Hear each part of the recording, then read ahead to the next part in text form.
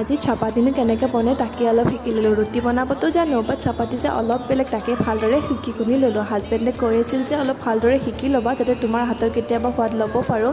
সেয়ে মোক কবিতাই আজি অলপ হেল্প কৰিলে।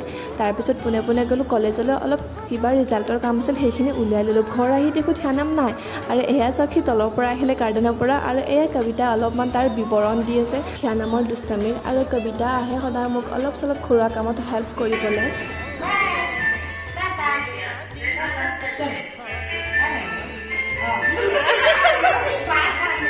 আৰু আজি হাত বিহু আছিল বুলি পাহৰি গৈছিলোঁ। মায়ে ৰাতিপুৱাই ফোন কৰি ক'লে যে আজি হাত বিহু যেনি তিনি হাত শাক খাবি আৰু।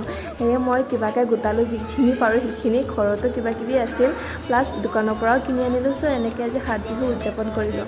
যিহেতু আজি হাত বিহুক আমাৰ এই লাষ্টৰ বিহুটোক চেৰা বিহু কওঁ, সেইকাৰণে আজি মাংসটো ঘৰত বনিবই লাগিব। চ' হাজবেণ্ডে মাংস বনালে। এয়াই আছিল যোৱাকালিৰ দিনটোৰ বিৱৰণ। ভাল লাগিলে প্লিজ লাইক কৰিব দেই। বাই।